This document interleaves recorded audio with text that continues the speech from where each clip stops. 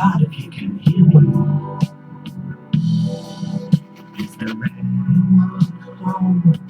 Hey, good afternoon, Wyoming and the rest of the United States and Trump patriots. I wanted to do this to tell President Trump congratulations on your people or person of the year when it used to be man of the year by Time magazine.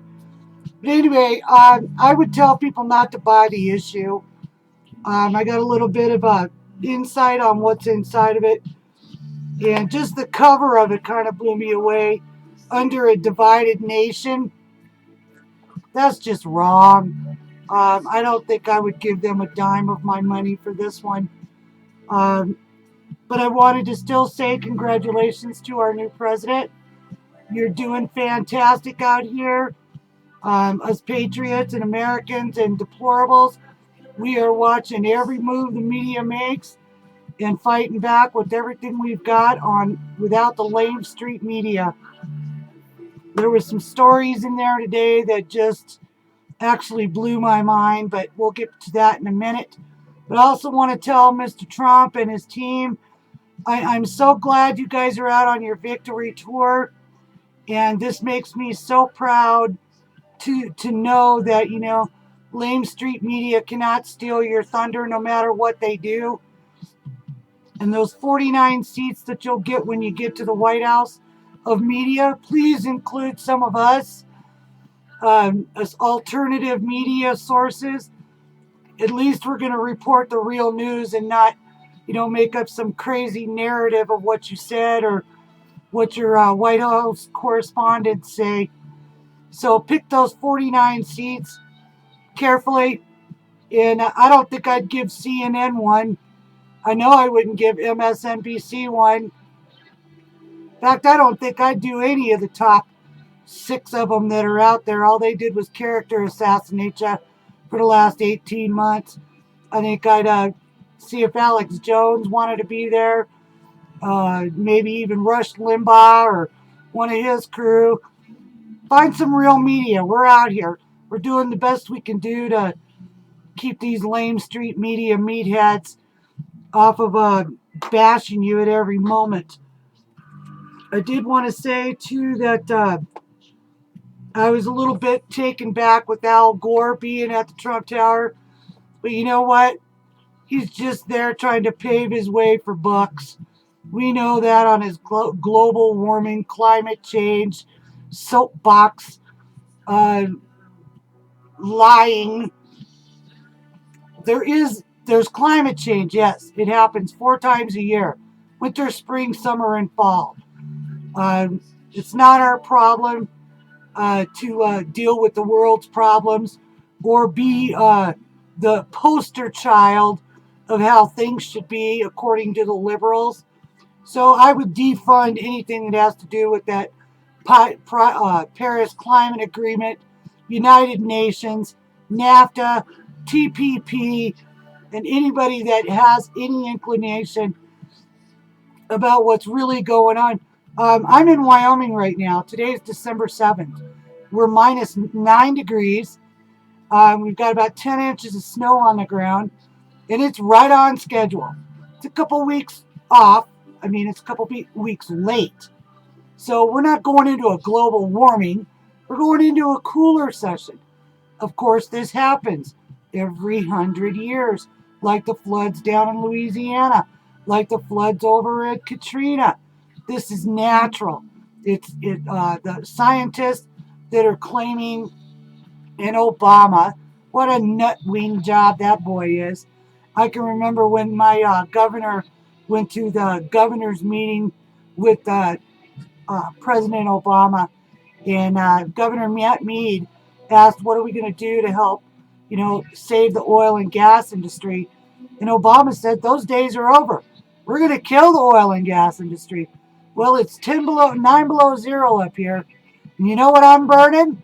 I'm burning coal. And I'm burning wood. And I am not going to pay $900 a month for electricity when I can throw a couple buckets full of coal in my stove and heat my house for a day. So yeah, we definitely need our coal industry back, and oil and gas. Without oil and gas, we keep the American people in electricity. Like most of these dumbasses that live in the big cities, they just want to flip a switch. They don't care where it's coming from, but I can tell you where it's coming from. Over 350 workers here in Wyoming, just in one coal mine, produced enough energy to supply your houses for 8 months. So we need to take care of this global warming thing, kick it to the curb, and move on. Um, on to the sanctuary cities thing. These guys do not want to comply with federal regulations like everybody else has to comply with federal regulations. Once they're adopted, you take their funding.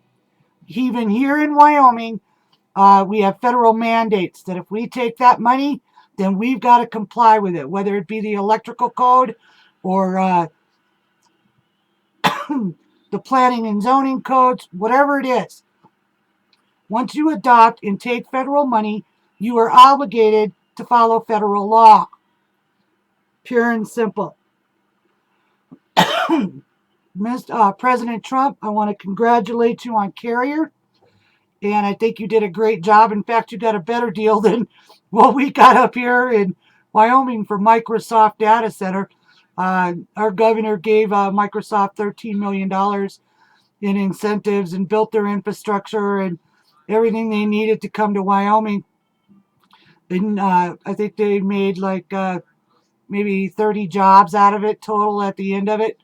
And you saved over, what, 900, 1,100 jobs? And it only cost you $7 million. I say hip hip hooray, man. That is awesome. This has been going on since 1937. It's called incentives. 23 of our states in the United States do it.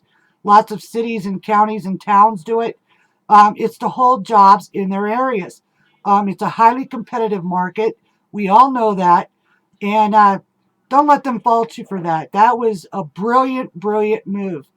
And I also would like to say thank you, SoftBank, and the Japanese man that came over. $50 billion. That's astronomical. 50,000 jobs. That's even better. You know, Trump, could you do any better? Really? I mean, you are kicking ass and chewing bubblegum, and we out here in flyover land, I guess is what they call us. I guess Hillary should have thought about that too. Anyway, I just wanted to congratulate you tonight. Have a big party on us, and we can't wait to see you for inauguration. Don't worry, we're going to have your back up there. I do think it would be the greatest opportunity in the world to arrest Jill Stein and Al Sharpton.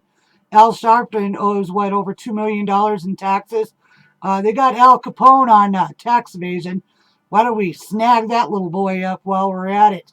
And Jill Stein, she still has a warrant up here in North Dakota for a bulldozer spray painting, and I'm sure they would like to see her back up here for a court appearance and a little bit of a fine for her nutgade. Bernie Sanders, I still see, is on the nut wagon. Now he's standing with people outside your Trump Tower. Isn't there something you can do about that they can't protest within 1,000 feet or something? I would definitely have one of my guys look into the legal aspects of that and take care of that, so that they can't keep using you and your business and hindering businesses that are close to you. So anyway, I also wanted to congratulate you on your appointment of General John Kelly for Homeland Security.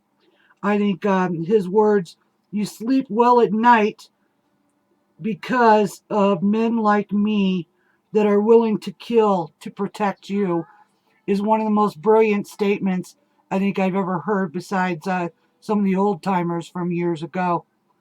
Um, I want you to be careful with that Lindsey Graham and John McCain. These guys, they're part of the establishment. They're part of the reason that the swamp needs drained so bad. Lindsey Graham wants to keep sanctuary cities, let illegals vote, and all kinds of weird nut shit. So be careful of him. Um, Jill Stein's recount looks like it's blowing up in her face pretty good. And we'll just let that lay where it is because I'm not going to give her any credit. She did this as a ploy to fill her own bank account coffers. And I'm glad the Green Party kicked her ass to the curb. She will never, ever be president now. We know that. She will die an old, dried up prune sitting in an old folks' home with a guy named Mike wiping her ass. So, congratulations, Jill. You came off as the second biggest nut in the world besides Bernie Sanders himself. I'm a little upset with this Valerie Jarrett, Obama's in-house mouthpiece, saying she felt like she was kicked in the stomach when you won. It's only because she thought she would ride on with Hillary, that's why. And we all know Hillary had already selected all of her cabinet members, and that's why they donated money. That's why all these big countries have dried up her funding. And the only tour she's taken right now is the ass kissing tour. And that's to thank those donors for donating to her. And most of them, if I was one of them, I'd be asking for a refund. She's turned out to be the biggest joke of all. And I love it. You know, I'm a woman, but I'll tell you what, sometimes I think women don't belong in politics. They go nuts after 50. It's like they go through menopause and their brain shoots out their ear somewhere. Because they don't have any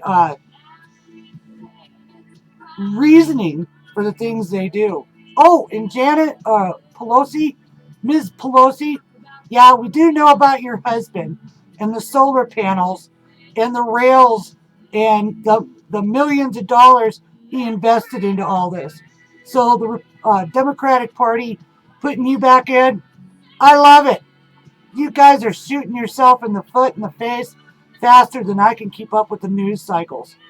So, what is that? The Democratic Party now, the geriatric party of the edges of the United States? Because they sure aren't inside the United States. If you look at a map of Hillary's supporters and her so-called popular vote, she didn't get squawked outside of big cities like Los Angeles or New York. So Trump, yes, you won the popular vote. Don't let this woman fool you. Don't let her pundits fool you. We're not buying it. We know. If she was so popular, then why did she lose? You know, if every one of those popular votes had been in the voting booth, she'd have won in a landslide. Well, evidently that's bullshit. So, one last thing. Make sure you guys party. You give your wife a big old smooch for me and Ivanka and the boys, Eric and Donald Jr., and especially that baby boy Byron. He looks so much like my little boy when he was little. And no, they're not autistic.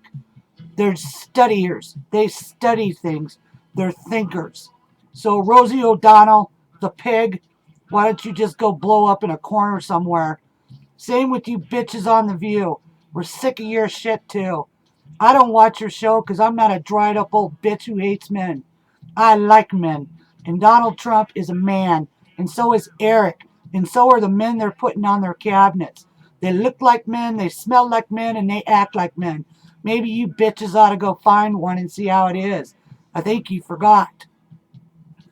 So anyway, I don't mean to get off subject here, but I just wanted to thank my President Trump. You're doing a great job, and I want you to party on New Year's Eve like it's 1999.